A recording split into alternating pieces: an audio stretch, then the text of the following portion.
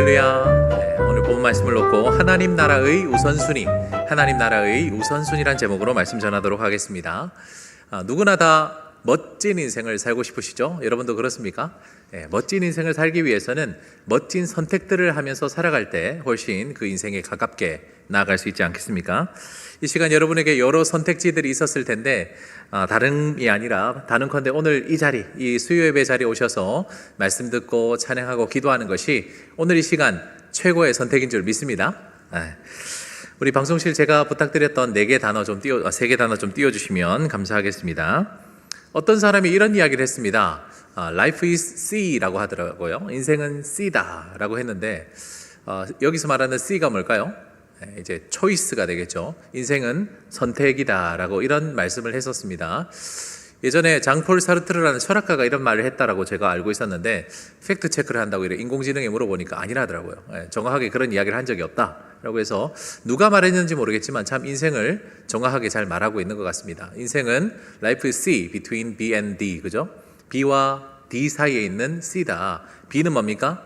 birth, 탄생이죠. 우리가 태어나서부터 D는 뭐죠? death, 죽음입니다. 태어나서 죽을 때까지 우리는 수많은 C, 초이스들을 하면서 살아가죠. 어떤 선택을 하느냐가 결국 내 인생을 결정한다라고 이렇게 말할 수 있겠습니다. 여러분, 오늘도 많은 것을 선택하며 살아오셨죠? 뭔가를 선택한다는 거 참 쉬운 일은 아닙니다. 그렇지 않습니까? 작은 선택부터, 예를 들어 오늘 점심 뭐 먹지, 이런 하찮은 선택부터 시작해서 우리는 수많은 선택을 하면서 살아가야 되죠. 다가오는 지방선거에 우리는 누구를 선택해야 되는가, 혹은 나는 누구와 결혼하고 취업을 할 것인지, 또는 창업을 할 것인지, 이직을 할 것인지, 전직을 할 것인지, 혹은 내가 이제 은퇴 후의 삶을 어떻게 준비할 것인지, 재테크는 어떻게 할 것인지, 우리는 수많은 선택에 휩싸여 있습니다. 이런 수많은 선택들은 마치 계속해서 밀려오는 파도처럼 우리를 계속해서 강요하고 있죠. 선택하라고 말입니다. 이런 수많은 선택의 기로에서 우리에게 가장 중요한 것이 뭐겠습니까? 바로 우선순위를 잘 세우는 것입니다. 뭘 잘 세운다고요? 우선순위를 잘 세워야 됩니다. 만약에 우선순위가 제대로 세워져 있지 않은 사람은 어떻습니까? 기분에 따라서, 그때 상황에 따라서 아무렇게나 선택을 해버립니다. 제가 앞서 말씀드렸다시피 멋진 선택을 계속하면 우리는 멋진 인생을 살아갈 수 있지만 아무렇게나 인생을 선택해버리면 결국 우리 인생은 아무렇게나 그냥 그렇게 꼬여버릴 수도 있습니다.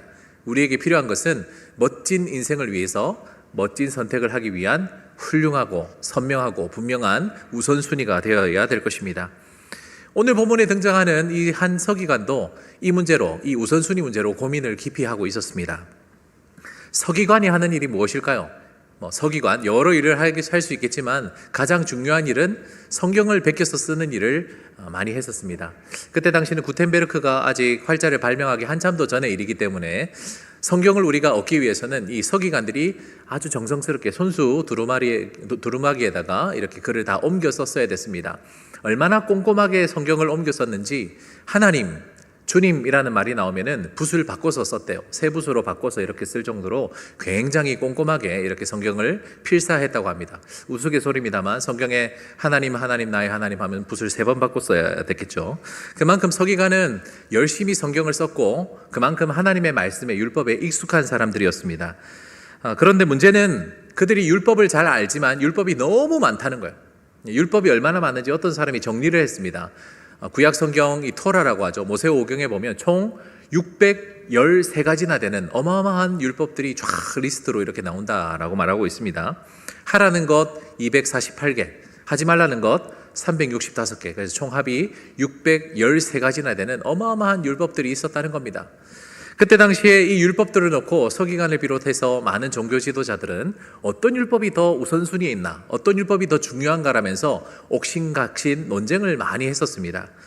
단순히 이것은 자기 자랑하는 것이나 자기 지식이나 전문성을 과시하기 위해서 그런 것이 아니라 실제로 어떤 율법들에 보면요, 여러분 그런 거 있지 않습니까? 성경 보면 서로 말씀이 상충하는 것 같은, 반대되는 것 같은 그런 말씀이 있거든요. 그러면 우리는 고민에 빠집니다. 이걸 지켜야 되나? 저걸 지켜야 되나? 그 우선순위를 따지게 되는 것이죠. 그리고 우리가 이 계명을 지킬 때 이 613가지나 되는 율법 중에서 어떤 것이 특별히 더 우리가 힘써서 지켜야 될 내용인가라는 그런 나름대로 좀 실제적이고 진지한 그런 고민들이 그들 가운데 있었습니다. 그런데 문제는 이 613가지나 되는 이 율법들이 어느 것 하나 이래 통일되어서 우선순위가 매겨져 있는 리스트가 그때 당시 없었습니다. 그래서 서기관도 바로 이런 고민을 안고 살아가다가 마침 예수님을 딱 만나게 된 것입니다.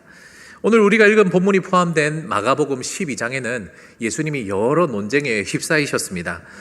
우리가 그동안 쭉 살펴봤지만 첫 번째로 바리새인들은 뭐라고 예수님에게 논쟁을 걸었습니까? 바로 가이사에게 세금을 바쳐야 됩니까? 말아야 됩니까? 이런 세금 문제로 예수님을 시험에 빠뜨리려고 했고, 또 사두개인들은 우리가 지지난주에도 살펴봤지만 이 부활의 문제, 사람이 죽으면 과연 부활하는가에 대한 의구심을 가지고 있었던 사람이라 부활 논쟁을 가지고 예수님을 그렇게 괴롭혔습니다.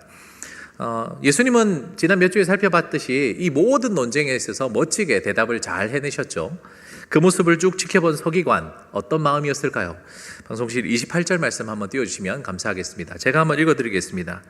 서기관 중에 한 사람이 그들이 변론하는 것을 듣고 예수께서 잘 대답하신 줄 알고 나와 묻되 라고 되어 있습니다. 서기관은 이 변론에서 예수님이 어떻게 대답했다고요? 잘 대답하신 것을 아주 좋게 여겼습니다. 예수님에게 호감을 가지게 되었습니다. 그는 자신이 평소에 좀 궁금했었던 이 율법의 우선순위 문제, 어떤 율법이 더 중요하고 어떤 율법이 더 첫째되는가, 여기에 좀 관심이 있었던 것 같은데 그것을 이제 예수님에게 물어보면 좋은 답이 될 거다라고 이렇게 생각했던 것 같습니다. 서기관은 바리새인들이라든지 또는 사두개인처럼 예수님을 시험하려고, 예수님 테스트하려고 그런 음흉한 목적을 가지고 질문한 것이 아니라 정말 궁금했었는데 예수님 한번 물어보면 좋은 답을 얻을 수 있을 것 같다라는 정직한 마음으로, 순수한 마음으로 지금 예수님에게 질문하고 있는 것입니다. 그 질문이 무엇이었습니까? 방송실 다시 한번 28절 좀 띄워주시고요. 하반절 보시면 이렇게 물어보고 있습니다. 예수님께 뭐라고 물었죠? 모든 계명 중에 첫째가 무엇이니까? 라고 물어봤습니다. 613가지나 되는 이 어마어마한 율법 중에서 첫 번째가 무엇입니까? 하고 물어본 것입니다. 사랑하시는 성도 여러분, 여러분도 이 질문이 궁금하십니까?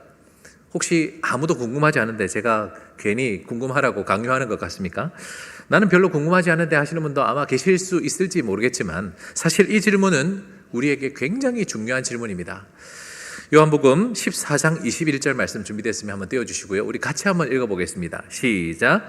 나의 계명을 지키는 자라야 나를 사랑하는 자니 나를 사랑하는 자는 내 아버지께 사랑을 받을 것이요 나도 그를 사랑하여 그에게 나타내리라. 계속 이 본문 좀 띄워주시고요. 여러분, 주님의 계명을 지킨다는 거 왜 중요합니까? 그것은 바로 주님을 사랑한다는 것을 증명하는 길이기 때문에 그렇습니다. 가끔 여러분의 배우자나 또는 연애하시는 우리 청년들은 남자친구, 여자친구가 물어보죠. 오빠 나 사랑해? 라고 이렇게 물어봅니다. 왜 그걸 물어보겠습니까? 왜 날 사랑하냐고 물어볼까요? 느껴지지 않아서 그래요. 증명하라는 거죠. 그런데 우리 경상도 사람들 뭐라 합니까? 그거 꼭 말로 해야 하냐고. 근데 말로 해야 합니다. 말로 하고 또는 선물로도 또는 여러 가지 증명을 해내야 된다는 것이죠. 우리 하나님을 사랑한다는 것, 주님을 사랑하는 걸 어떻게 증명할 수 있습니까? 바로 주님의 계명을 잘 지키는 자가 우리 주님을 사랑하는 것이라 그랬습니다. 믿으십니까? 주님의 계명은 그래서 우리가 잘 알아야 되고요. 우리가 잘 지켜야 됩니다. 거기다가 이 본문 말씀 보니까 하반절, 중반절, 하반절 보시면은 계명을 잘 지키는 것에 복이 따른다 그랬습니다. 주님의 계명을 잘 지키는 자, 주님을 사랑하는 자는 어떻습니까? 내 아버지도, 즉 하나님께서도 그를 사랑하신다 그랬습니다. 그리고 나도 그를, 여기서 말하는 나도는 누구죠? 예수님입니다. 예수님도 그 계명을 잘 지키는 자를 사랑하셔서 그에게 나타나 주시겠다라고 이렇게 말씀하고 계십니다. 내려주셔도 되겠습니다. 오늘 이 자리에 오신 분들께서는 이 축복의 말씀 아무도 마다할 분이 없으시리라 생각합니다. 여러분들도 다 하나님께 사랑을 받고 싶으시죠? 그리고 이 시간 우리 주님의 나타나심, 우리 주님의 능력으로 기도 응답으로 나타나시기를 다 사모하고 계시지요? 그렇다면 이 서기관의 질문이 바로 저와 여러분의 질문이 되어야 될 줄 믿으시기 바랍니다. 우리도 궁금증을 가지고 과연 첫 번째 되는 그 수많은 계명 중에서 제일 우선순위가 되는 계명이 무엇일까? 잘 귀 기울여 듣고 말씀을 따라 잘 순종해서 하나님의 사랑을 입으시는 주님의 나타나심을 경험하는 복된 이 밤 되기를 우리 주님의 이름으로 축복합니다. 그렇다면 본격적으로 우리 주님께서 서기관에게 대답하신 첫 번째 되는 계명, 제일 중요한 계명이 무엇일까요? 그것은 바로 하나님 사랑입니다. 한번 따라합시다. 하나님 사랑. 여러분 하나님 사랑하시죠? 물론 우리는 다 하나님 사랑합니다. 근데 문제는 뭐냐면 하나님을 사랑하는 정도에 좀 차이가 있는 것이죠. 어떤 사람은 되게 설렁설렁 사랑하고 어떤 사람은 되게 진하게 농도가 아주 짙게 사랑하는 사람들이 있으리라 생각합니다. 여러분, 제가 몇 달 전부터 커피를 끊었습니다. 제가 진짜 커피를 좋아했거든요. 믹스 커피를 제가 대충 세어보니까 하루에 한 두세 잔은 기본으로 마시고 어떤 날은 뭐 4잔, 5잔도 그렇게 마셨습니다. 커피가 맛있었다기보다 커피 안에 뭐가 있죠? 설탕 맛으로 아마 먹었던 것 같습니다. 근데 좀 건강한 삶을 살아야겠다 싶어서 한 몇 달 전부터 이렇게 믹스 커피를 비롯해서 아예 커피를 딱 끊었습니다.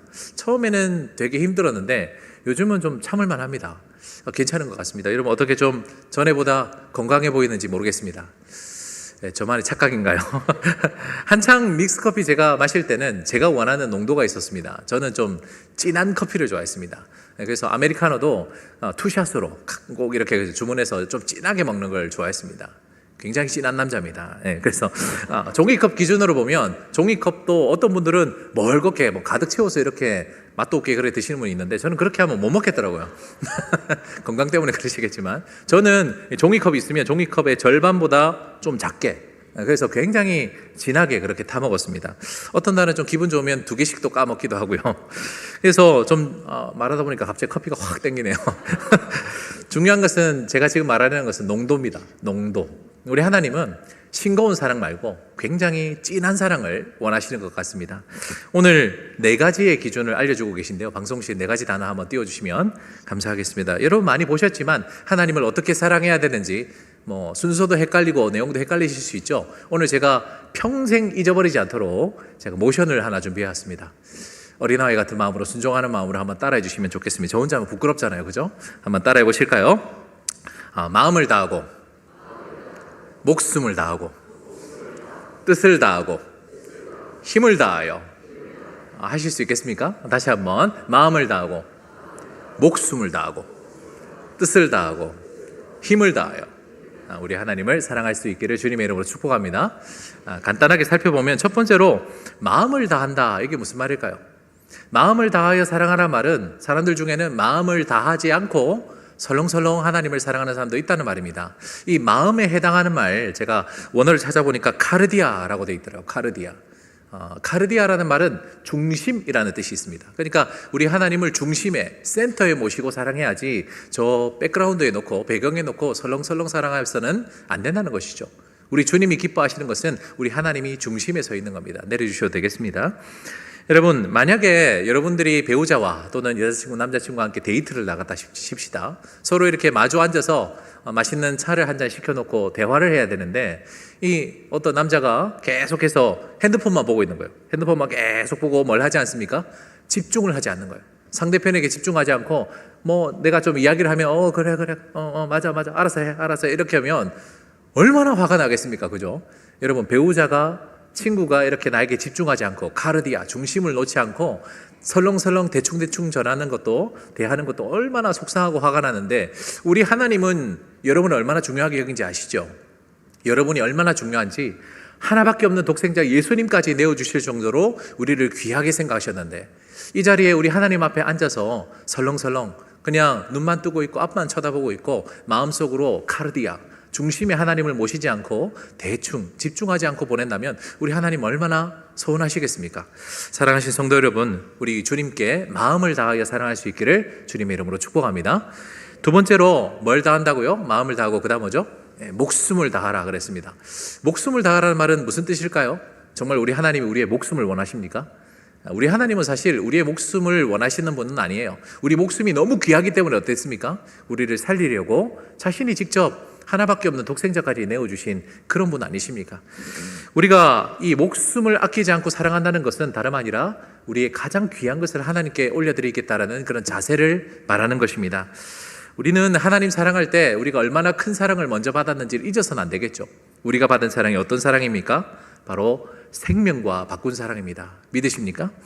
목숨까지 내어주신 사랑, 그런 사랑 우리가 받았으니 우리가 하나님 앞에 인색하게 째째하게 그렇게 사랑하지 않았으면 좋겠습니다. 오늘 저희 막내가 안 와서 좀 시원하게 이야기할 수 있을 것 같은데요. 네. 우리 막내한테 제가 과자 큰 걸 한 봉다리 사줬다 칩시다. 그런데 한 봉다리 사주고 나서 제가 꼭 요구하죠. 기쁨아, 실명 미안합니다. 기쁨아, 과자 하나 줘봐 이라는 거예요. 제가 그 과자가 정말 먹고 싶었겠습니까? 네, 좀 먹고 싶었을 수도 있겠지만 제가 정말 원하는 건 뭘까요?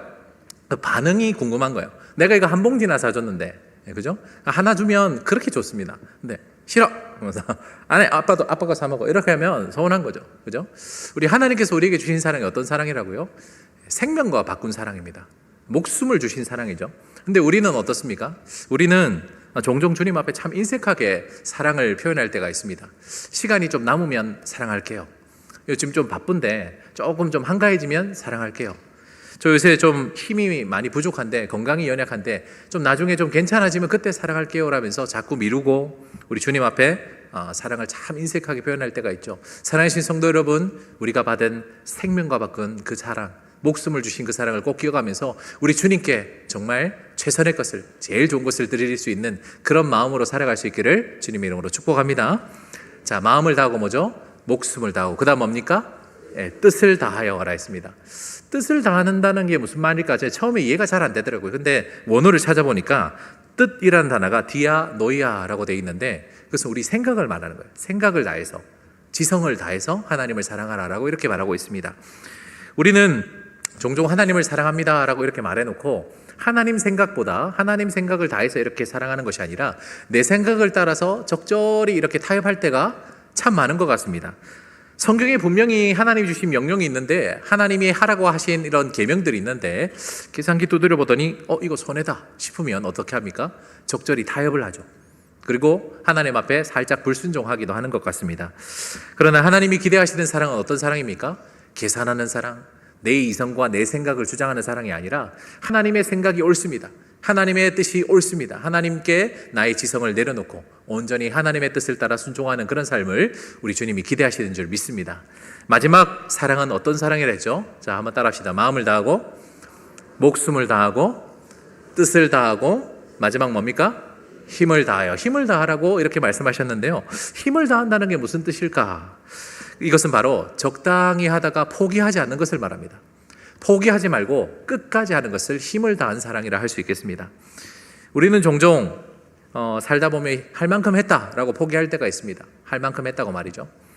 저마다 마지노선이 있으신 것 같아요. 그래서 하나님께 뭔가 우리가 사랑을 표현할 때 여기까지는 주님 할 수 있습니다. 근데 이거 넘어가면 이건 좀 선 넘는데요 주님, 이러면서 그렇죠? 우리 나름대로 이 선을 안 넘으려고 하는 그런 마음이 있는 것 같습니다. 그것은 힘을 다하지 않는 것이죠. 중도에 포기하는 겁니다. 물론 아예 하지 않는 사람들보다는 좀 낫겠지만, 하나님이 기대하시는 사랑은 어떤 사랑입니까? 포기하지 않는 사랑입니다. 끝까지 힘을 다하는 그런 사랑인 줄 믿으시기 바랍니다. 여러분, 내가 생각할 때 이 정도면 나 충분히 잘하고 있는 것 같아, 나 이제 더 안 할래, 나 이 정도면 이제 됐어, 나 뭐 이만큼이면 충분해 라고 이렇게 스스로 멈추지 마시길 바랍니다. 또 주위 사람들이 안쓰러운 마음에 너무 고생한다 싶으니까 이제 그만해도 돼요, 아무도 집사님처럼 권사님처럼 그렇게 하지 않습니다, 이제 그만하세요, 괜찮습니다 라고 말해도 여러분 어떻게 해야 됩니까? 힘을 다하여. 한번 따라합시다. 힘을 다하여. 우리 주님이 우리를 포기하지 않으셨기 때문에 우리도 주님을 포기하지 않고 끝까지 할 수 있기를 우리 주님의 이름으로 축복합니다. 다시 한번 따라갑시다. 우리 하나님을 어떻게 사랑해야 되죠? 한번 따라합시다. 마음을 다하여, 목숨을 다하고, 뜻을 다하고, 힘을 다하여 우리 주님을 사랑할 수 있기를 주님의 이름으로 축복합니다. 두 번째로 우리 서기관에게 알려주신 계명이 있습니다. 물어보지도 않았는데요. 두 번째 우리 주님께서 말씀하신 계명은 바로 이웃사랑입니다. 한번 따라합시다. 이웃사랑. 예수님은 서기관이 묻지도 않은 두 번째 계명을 갑자기 소개하고 계십니다. 서기관은 첫째 계명이 뭐냐고 물어봤거든요. 그런데 둘째는 하면서 말씀을 주셨습니다. 31절 보시면 내 이웃을 내 자신같이 사랑하라 라고 말씀하시면서 두 번째 계명 이웃사랑에 대해서 말씀하고 계십니다. 첫째 계명만 물어본 서기관에게 왜 예수님은 둘째 계명을 말씀하고 계시는 것일까요? 그것은 사실상 이 첫째와 둘째 계명은 서로 분리될 수 있는 것이 아니기 때문에 그렇습니다. 다른 공간복음에는 이렇게 명확하게 설명하고 있는데요. 마태복음 22장 39절 말씀 같이 한번 읽어볼까요? 시작. 둘째도 그와 같으니 내 이웃을 내 자신같이 사랑하라 하셨으니. 둘째도 그 다음 뭐죠? 그와 같으니. 한번 따라합시다. 그와 같으니. 생명의 삶에서 다 배우신 내용이죠. 그와 같다는 말은 무슨 말입니까? 첫째 계명과 둘째 계명은 똑같다는 거예요. 하나님을 사랑하라는 이 첫째 계명과 이웃을 사랑하라는 이 둘째 계명은 서로 다른 것이 아니라 그 농도도 똑같고 그 중심도 똑같고 그 중요도도 똑같은, 본질적으로 같은 말씀이라는 겁니다. 마치 1+1 세트처럼 하나님 사랑, 이웃 사랑은 똑같이 가야 된다라는 것입니다. 사도 요한은 이를 요한일서에서 더욱 선명하게 제시하고 있습니다. 사도 요한이 말한 요한일서 4장 20절 말씀 한번 같이 한번 읽어볼까요? 시작. 누구든지 하나님을 사랑하노라 하고 그 형제를 미워하면 이는 거짓말하는 자니 보는 바 그 형제를 사랑하지 아니하는 자는 보지 못하는 바 하나님을 사랑할 수 없느니라. 이 말씀 보시면 하나님 사랑한다 말해놓고 형제를, 이웃을 사랑하지 않는 것은 거짓말쟁이다 그랬습니다. 이 둘은 서로 분리될 수 없습니다. 하나님 사랑, 이웃 사랑은 똑같이 가야지 이것은 따로따로 떼어놓고 볼 수 없는 말씀이란 겁니다. 여러분, 어떤 사람은 나는 하나님 정말 뜨겁게 사랑해요 라고 말하면서 가까이 있는 이웃들에게 너무 무관심하게 또는 그들의 마음을 아프게 하면서 그들을 착취하고 학대하는 그런 모습을 보면 참 그 사람은 하나님 사랑이 과연 바른 사랑인가 우리가 의심하며 쳐다봐야 되지 않겠습니까? 여러분, 이웃 사랑을 그럼 어떻게 해야 될까요? 아까 하나님 사랑은 마음을 다하고 목숨을 다하고 뜻을 다하고 힘을 다하여 사랑하라 했는데 이웃 사랑은 어떻게 하라 하셨습니까? 한 가지 딱 명확한 기준이 있죠. 그것이 무엇입니까? 바로 내 자신과 같이입니다. 한번 따라합시다. 내 자신과 같이. 바로 여러분이 여러분을 사랑하는 것처럼 이웃을 사랑하라라고 이렇게 말하고 있습니다. 오늘날 시대 화두 중에 하나는 바로 나 자신을 사랑하라입니다. Love yourself라는 말이 있는데요. 얼마 전에 광화문 앞에서 난리가 났죠. 수십만 명이 이렇게 모여있는 그 군중 앞에서 세계적인 K-POP 스타 누굽니까? BTS가 그들을 위해서 컴백 무대를 펼쳤습니다. 이 BTS가 가장 열심히 전하는 메시지가 바로 Love yourself. 여러분, 당신을 스스로 사랑하세요라는 이 메시지였습니다. 2017년부터 2018년 동안 한 2년에 걸쳐서 계속해서 이 Love Yourself라는 앨범으로 활동을 했고, 또 얼마 전에 UN 총회에서도 연설을 했었죠. BTS 멤버가 나와서 Speak Yourself라고 하면서 Love Yourself에 좀 더 확장된 개념으로 여러분의 목소리로 여러분의 이야기를 들려주세요 라면서 이렇게 연설을 해서 굉장히 큰 화제를 일으키기도 했습니다. 자신을 사랑하는 것, 요즘 트렌드인데요. 이것은 사실 요즘에 많은 자존감이 낮은 사람들이나 또는 삶에 지쳐서 너무 피로에 지쳐서 있는 사람들을 위로하고 격려해주는 그런 차원도 또 있는 것 같습니다. 요즘 사람들은 참 자기 자신을 옛날보다 많이 챙기고 있죠. 뉴스에서 많이 보셨겠지만 요즘은 술, 담배가 참 안 팔린답니다. 요즘 청년들이 20대, 30대들이 술을 안 마셔요. 담배도 잘 안 핍니다. 그런데 대신에 건강에 관련된 이 내용에는 굉장히 관심을 많이 가진다고 그래요. 요즘 청년들 달리기도 많이 하고, 그죠? 또 몸에 좋은 것들, 건강식품 같은 것도 이 성분 따져가면서 얼마나 잘 챙기는지 모르겠습니다. 예전에는 좀 여가 시간이 있으면 흥청망청 돈도 쓰고 욜로 이러면서, 그죠? 흥청망청 또 건강도 허비해 나가면서 상해가면서 그렇게 살았다면 그 문화가 이제 점점 요즘 많이 쓰는 단어죠. healthy pleasure라고 들어보셨습니까? healthy pleasure. 건강함을 즐기는 그런 시대가 되었습니다. 그래서 예전에는 탕진잼이었다면 요즘에는 건강잼, 그죠? 갓생이라고 이렇게 부르던데, 건강한 삶을 살아가는 것이 요즘 시대적인 트렌드고 또 청년들을 비롯해서 요즘 사람들이 얼마나 자기를 그렇게 잘 챙기는지 몰라요. 그래서 아까도 말씀드렸다시피 이 영양제 챙기는 것 같은 것도 옛날에는 뭐 그냥 주는 대로 뭐 종합 비타민 뭐 이런 거 먹고 그랬는데 요즘은 성분표 따져가면서 이 용량까지 따져가면서 얼마나 잘 챙기는지 유튜브도 참고하고 요즘 챗GPT나 또는 제미나이나 이런 데다가 자기의 어떤 내용들 뭐 인바디한 그런 사진 같은 걸 찍어서 올리면서 직접 상담도 받고 그렇게 스스로를 셀프 케어하는 청년들이 점점 늘어나고 있는 것 같습니다. 이렇게 자기 자신을 사랑하는 것이 잘못은 아닙니다. 그런데 오늘날 이 시대는 너무 love myself, 그죠? 나만 사랑하는 것 같아요. 나만 너무 챙기고 내 가족들만 챙기고 하다 보니까 어떤 일이 일어납니까? 이것은 건강한 자존감을 넘어서서 가족의 유대감을 넘어서서 점점 심각한 이기주의와 또 이웃에 대한 지나친 무관심으로 이어진다는 것은 좀 사회적인 문제가 되는 것 같습니다. 안타까운 일이지만 한국 사람들의 이 자살률 OECD 1위를 계속해서 유지하고 있는 것은 참 안타까운 일이죠. 최근에 또 문제되는 것 중에 고독사라고 들어보셨죠? 내가 죽었는데 아무도 모르는 거예요. 한참 죽은 지 한참 되었는데 그 사람이 나중에 뭐 열흘 지나고 뭐 한 달, 두 달 지나고 나서 그렇게 이래 발견되는 그런 고독사가 우리나라에 엄청 많이 늘었습니다. 그런데 특별히 이 고독사 비중 중에 50대, 60대 남성들이 제일 높다 그래요. 노인들이나 고독사 하시는 줄 알았는데 우리나라의 총 10명 중에서 한 5명, 6명 정도는 50대 남자들이 그렇게 많이 고독사를 당하신다 그럽니다.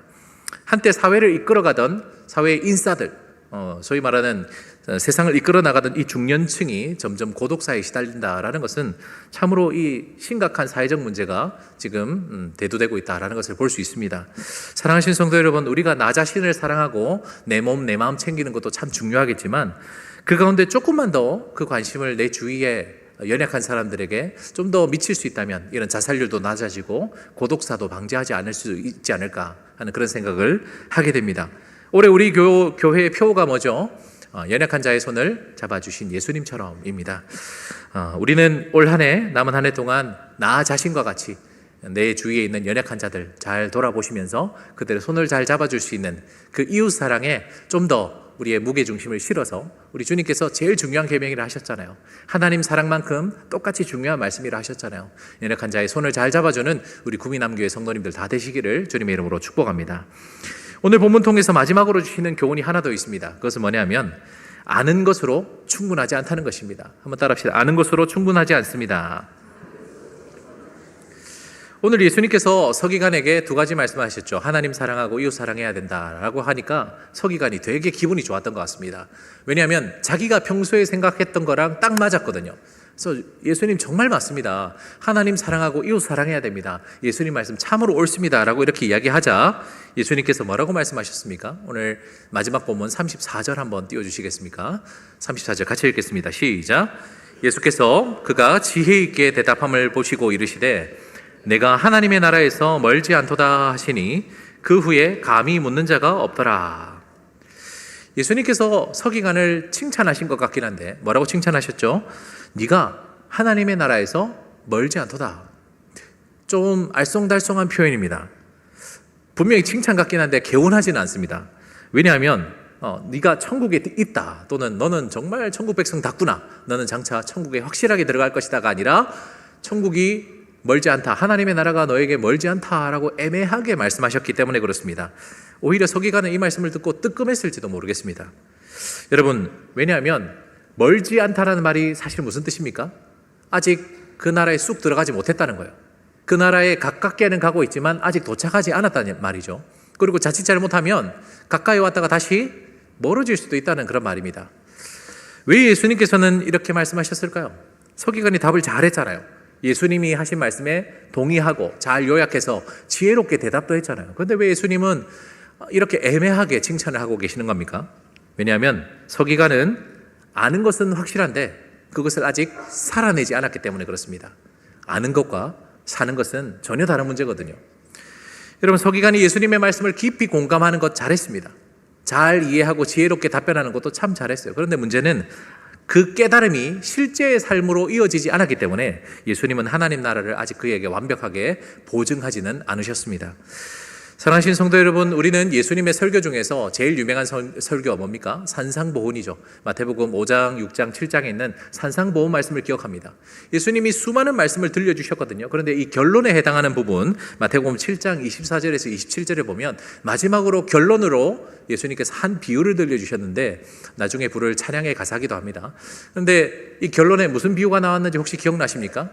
바로 반석 위에 집 지은 사람과 모래 위에 집 지은 사람, 이 비유를 들려주셨습니다.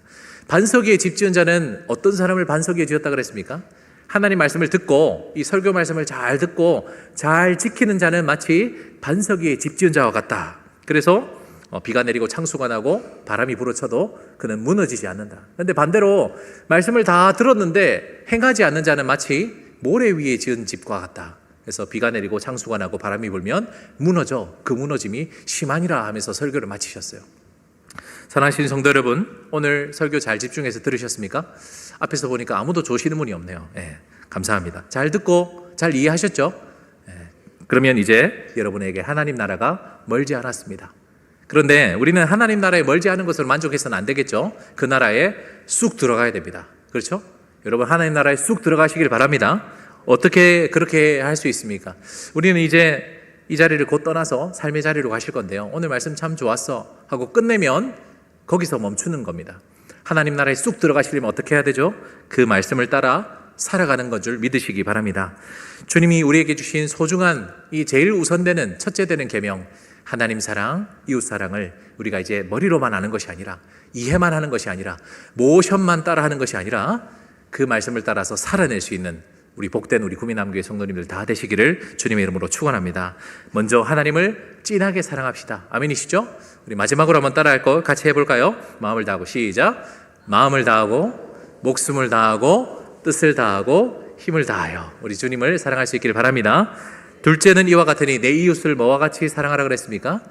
내 자신처럼, 내 몸처럼 사랑하라 하셨습니다. 이 두 가지 말씀 우리가 삶으로 살아냅시다. 아멘이시죠? 남은 주간 삶으로 하나님 사랑, 이웃 사랑을 잘 실천할 때 우리 주님 약속하셨잖아요. 우리 하나님께서도 너희를 사랑할 것이다. 네가 계명을 지켰구나. 내가 너희에게 나타나겠다라고 이렇게 말씀하셨습니다. 그 각오로, 그 삶으로 우리 삶 가운데서 우리 주님을 만나시고 하나님 만나시고 주님의 나타나심을 다 경험하실 수 있는 우리 복된 구미남교회 성도님들 되시기를 우리 주님의 이름으로 축복합니다.